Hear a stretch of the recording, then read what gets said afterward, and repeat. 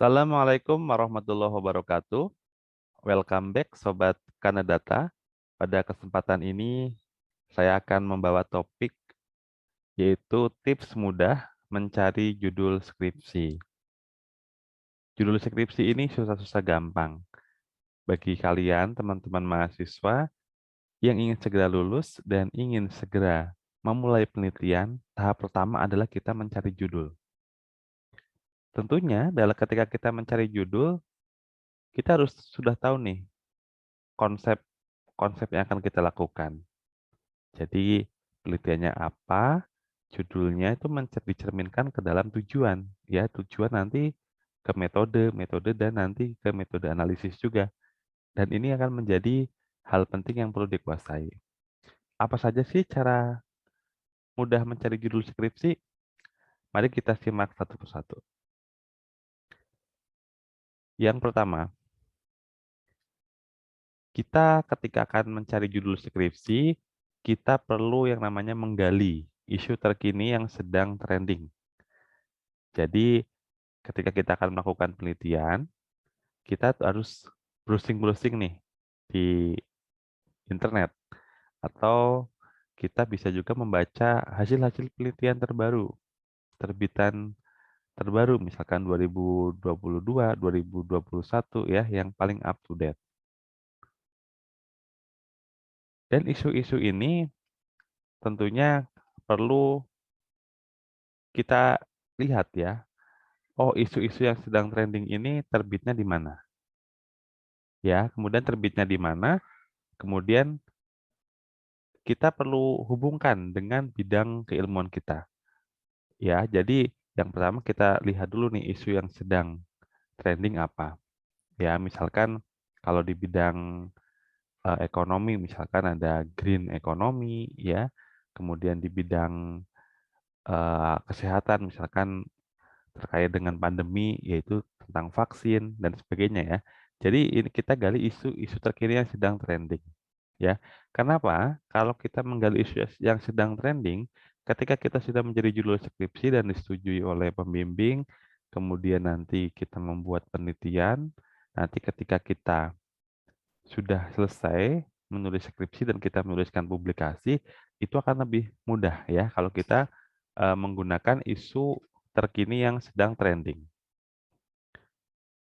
Kemudian, hal penting lainnya, kita perlu mengaitkan atau menghubungkan isu yang sedang trending tadi, isu terpilih, dengan ruang lingkup penelitian program studi.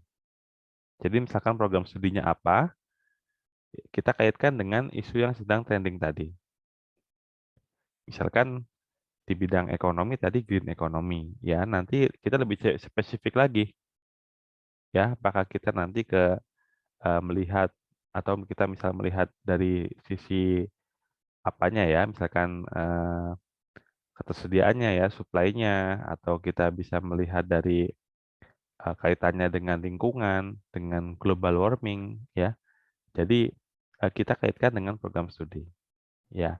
Ini yang nomor dua. Jadi kita kaitkan dari isu utama, kemudian kita kerucutkan dan kaitkan dengan ruang lingkup penelitian di program studi. Tentunya kan tiap program studi ada ruang lingkup penelitian masing-masing, ya. Misalkan di bidang agricultural economics ya, misalkan di situ ada ekonomi rumah tangga ya, kemudian kebijakan pertanian ya, kemudian ada juga eh, penelitian tentang welfare ya, kesejahteraan dan sebagainya ya.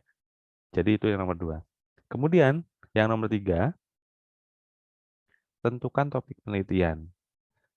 Topik penelitian ini lebih mengerucut ya, jadi lebih mengerucut lagi ya. Misalkan tadi kita ke bidang ekonomi rumah tangga misalkan. Topiknya apa nih? Misalkan kita ingin melihat efisiensi ya, efisiensi produksi ya, atau eh, pendapatan ya. Nanti kita bisa ke topik yang langsung mengerucut ya. Jadi kalau kita sudah sampai ke topik, artinya kita sudah fokus. Jadi kita bisa kembangkan topik penelitian yang telah kita pilih ya.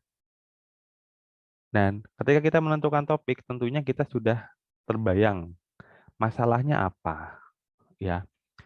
Permasalahannya apa yang akan kita selesaikan atau kebaruan apa yang akan kita tawarkan. Misalkan kita melakukan penelitian apakah untuk membuktikan teori atau bisa juga menemukan sesuatu yang baru ya, teori baru atau metode baru, temuan baru, jadi bisa bermacam-macam. Tentunya dari topik ini kita sudah tahu nih masalahnya yang akan kita selesaikan apa. Dan nanti akan kita manfaatkan nanti untuk menulis latar belakang dan perumusan masalah ya. Karena ini akan sangat berhubungan. Jadi tentunya kalau kita sudah memilih judul, kita sudah terbayang latar belakang penelitiannya akan seperti apa, kemudian rumusan masalahnya seperti apa, dan tujuan penelitiannya. Jadi 3 poin pokok itu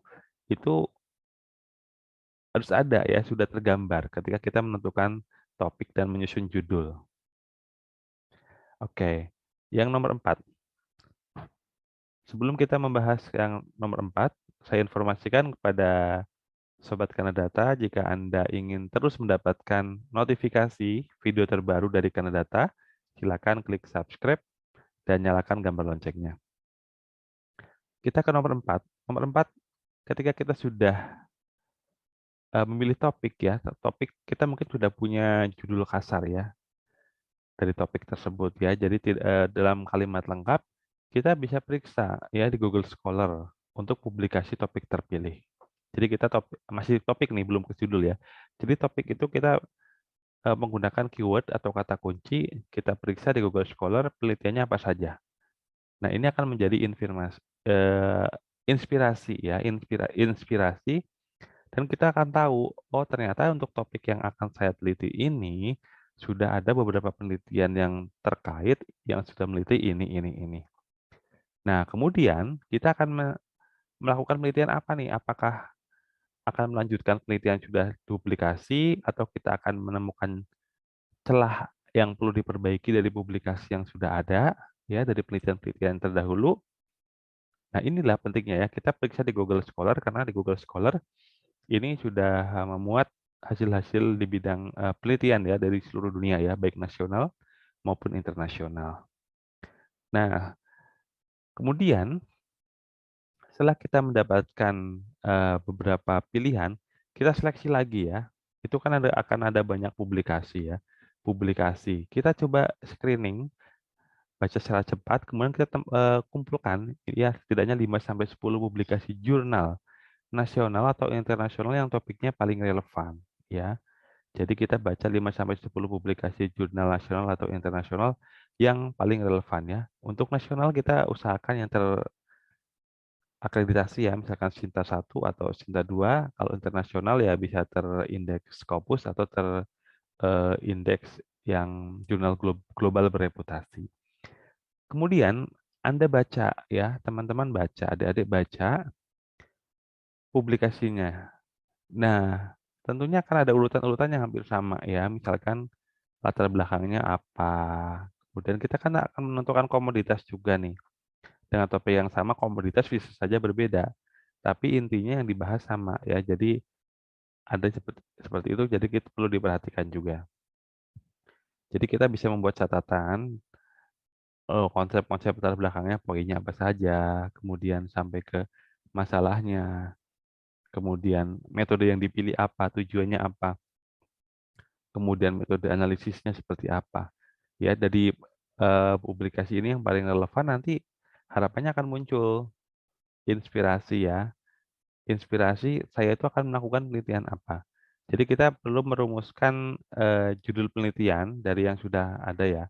Upayakan bisa ada novelty atau kebaruan ya. Novelty atau kebaruan dari penelitian penelitian Anda ya.